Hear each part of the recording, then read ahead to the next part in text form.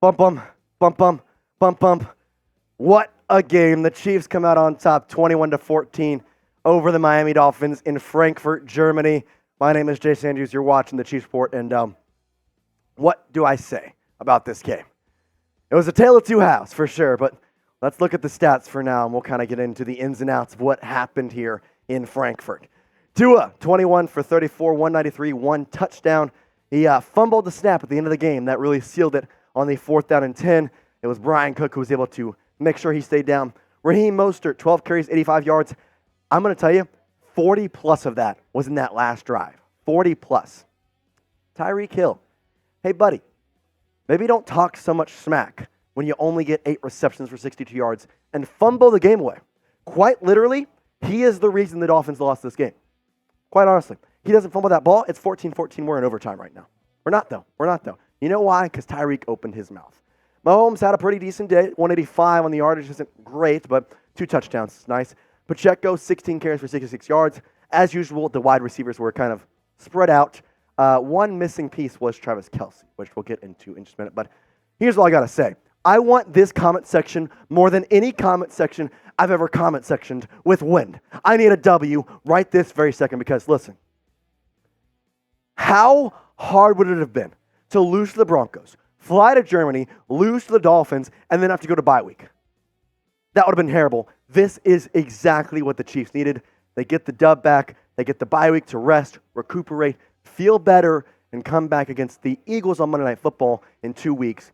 Big-time dubs here from the Chiefs. Much needed win. Type W, litter the comment section. I want everybody, if you're watching this video right now, go pause it right now, go down there, and type dub, come right back. In fact, I'll give you a second.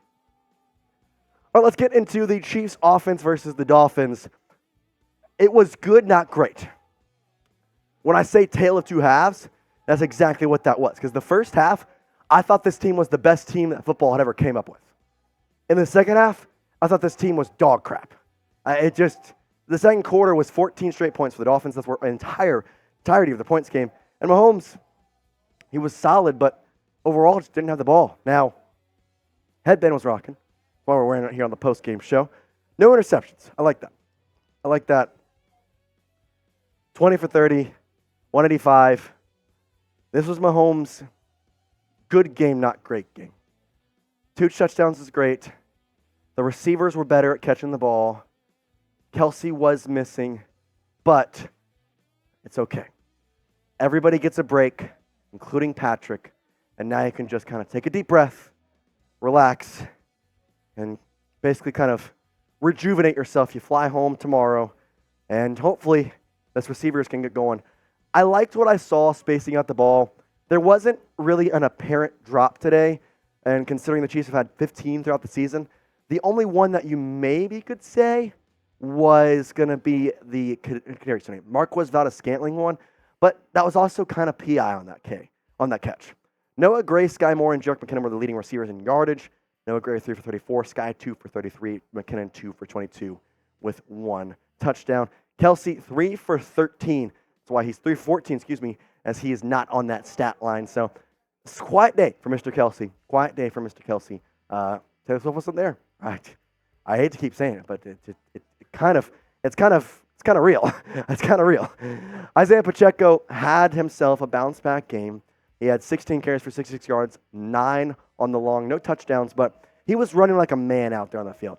I always like the joke to say that Isaiah Pacheco runs like he just stole some money from his mom. I don't know why. He just his entire body moves like he's a 4-year-old. I love it because it shows the energy, and he bodies people, and he was bodying people today. Loved what I saw. He was fiery in the game as well, which is something we need out of this team.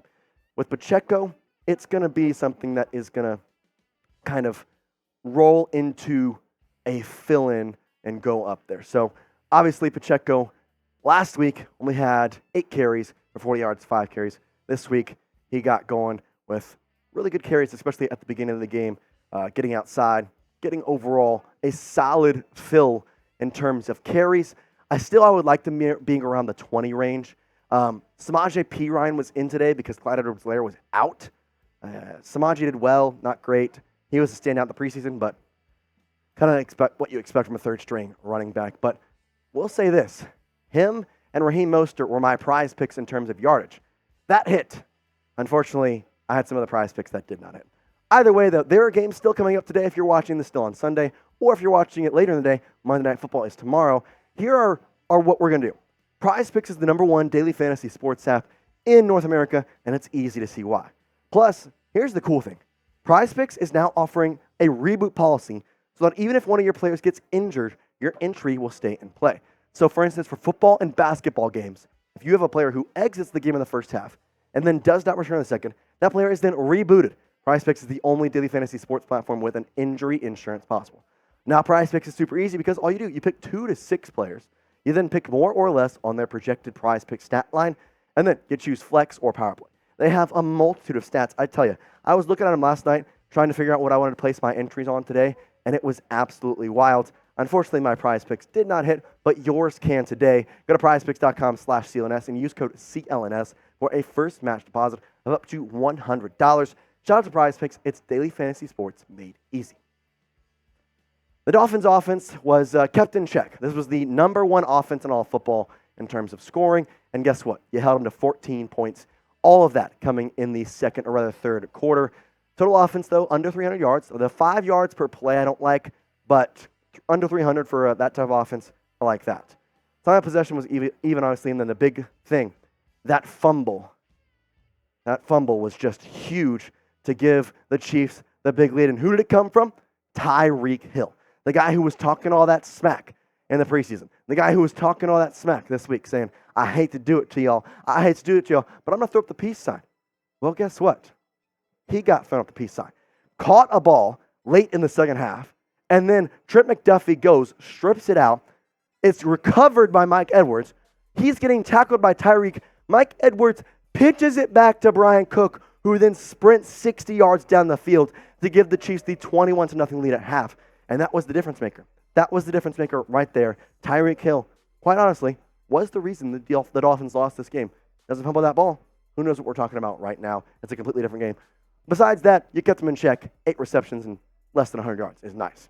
Tua Tagovailoa, 21 for 34, 193, 1 touchdown. Similar to Patrick, same stat line, less touchdowns. That's what matters. I like what I saw from this defense, controlling an elite level quarterback. I think Tua is at that level now, and overall, he kind of looks scared. I am willing to go to the point at this point. I've been talking about how this defense is top 5. I'm willing to say they may be #1 after today's performance. I'm willing to say that. Now, the one guy who did get them for a little bit was Raheem Mostert. I mentioned it. He had 85 yards. But again, 40 plus of that was in the last drive. In fact, he had a long of 25 in that last drive. 1 touchdown, 12 carries. Funny enough, he's technically not even the primary running back at least that's what we think. Devon Achane, when he was on the field healthy, he was the one who was running the ball. Mostert usually does get the touchdown carries, which he got one here, a little longer one. I think it was about 11, 12 yards on the touchdown carry. That was the guy who maybe got a little bit more than you thought. But again, you kept this offense in check. And that last drive was emotional. It was heavy. Everything was going on. And that's where a majority of those yards came from Mostert. I want you to grade the Chiefs' performance on this game. Do you think it was an A? I don't know if I can go A. Think it was a B, a C, a D, or an F? Honestly here, you go get in the comment section and let me know, as I'm kind of curious to see what Chiefs Kingdom thinks, because the first half may have been an A, but the second half may have been a D. So let me know what you're thinking in the comment section below. But I will tell you this, no matter what, the Chiefs win. And what we do for Chiefs wins, we sub for Chiefs dubs. That's what we do here on the Chiefs Report. And if you want to be a part of this Chiefs Report family, simple way. Just come in here, hit that red subscribe button, and guess what? You are now a part of one of the best Chiefs YouTube channels on all the places. We're going to give you informative and entertaining content every single day. And if you ask me, I think we put out a great product. I'd love for you to join us and watch our videos every single day, because we put one out every single day, including a live show on Tuesday, which I hope to see you there. Speaking of Tuesday, guess what? We have the live show Tuesday, but no watch party this upcoming weekend. Why? Well, the Chiefs have a bye week, thank goodness. Good time to get healthy, get right. Nick Bolton, he won't come back, but it gets some extra time for him to get healthy. Willie Gay came into this game questionable. He was active, gives him time to get healthy. Clyde Edwards-Helaire, out this game, gives him the time to get healthy. And overall, I think the Chiefs really need this right now, just to recoup, regenerate. This was an emotional game. I know it was a home game, but it was on the road in Germany. Take a deep breath and let everything reside. But that's all we got for you today. I really appreciate you watching. If you made it to the end of the video, I can't express my appreciation towards you. And if you watched our watch party, well, I hope you had fun. And we're going to have more of those with the Eagles on Monday Night Football 2 weekends from now. Peace out.